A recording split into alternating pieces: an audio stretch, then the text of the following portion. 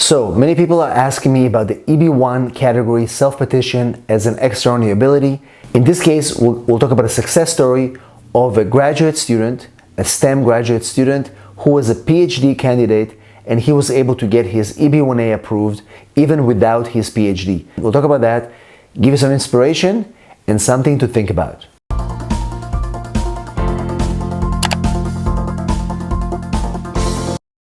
Hello everybody and welcome back to Immigration Channel. This is where we explain complex immigration matters in short, simple videos. We make immigration easy. And in this video, I want to give you a success story of a client who applied for EB-1A. He was a graduate student, not yet a PhD, but he was about to do his PhD, and he was able to get his EB-1A approved without an employer as a self-petition. And I know a lot of you are inquiring about these EB-1A self-petitions, and from time to time I will share different success stories to see if some of these cases will be related to you and you'll find some inspiration in them, and be encouraged to try that as well, because now is the time to try to file for a self-petition if you qualify.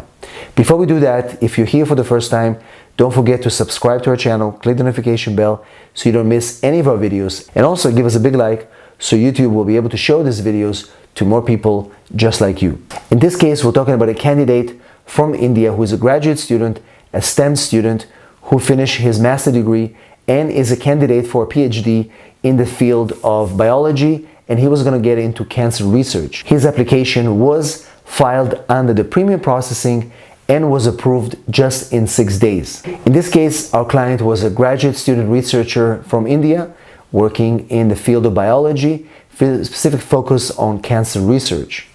The focus of his work and his thesis was to find ways to predict if an individual could get cancer and how to prevent it. And so it's kind of a novel technology and novel ideas of the prevention side of cancer, not just curing it after people actually get it. And the idea is that once this technology is developed, more and more people could be screened for cancer and actually could prevent people from getting cancer if they're able to be screened properly. With this particular method that he was working to develop would be very instrumental and will be impactful on the way cancer is being treated and how his profile consisted of at least 15 peer-reviewed articles about this topic and the research that he was working on, and he had at least 4 presentations at national and international conferences on the topic. Remember, for EB-1A we have at least 10 points and we have to at least show at least 3 of the 10 points to be able to qualify our applicants for EB-1A. In this case, he was a presenter in conferences, that's one. He was also a judge in a conference about the topic of his expertise, and of course the peer reviews articles that he published are very instrumental to the success of an EB-1A, and he had at least 14 of them to be submitted in this application. The other thing is about, especially when we work with scientists and researchers, is how many times your articles are being cited.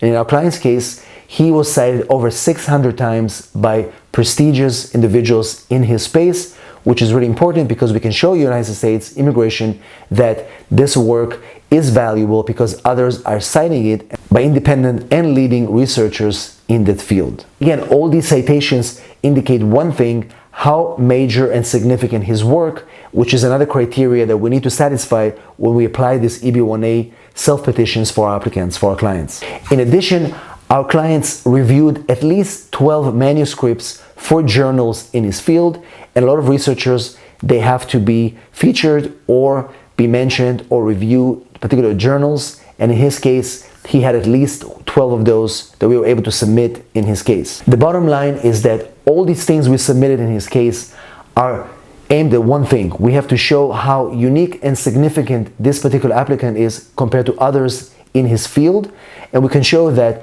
typically for somebody who reaches his level, a graduate, getting so many citations, getting so many articles, actually being invited to be a judge in a conference is definitely unusual and puts him above and beyond from his peers, and therefore it was much easier for us to qualify him for the EB-1A category. While we didn't have to prove that his research is going to benefit the United States, this is more something we use in our national interest waiver cases.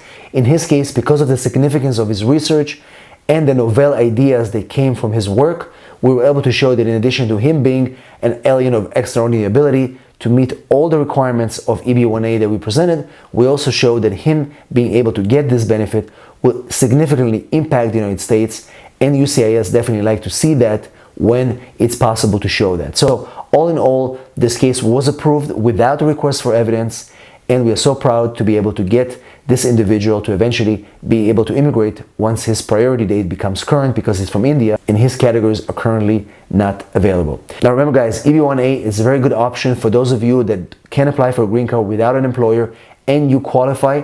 Now again, this was an example of somebody who comes from the science field, but EB-1A is available for people in business, in arts, in athletics, and in education. So if you have those extraordinary ability, you don't have to have a PhD. This client didn't have his PhD yet, he was just starting.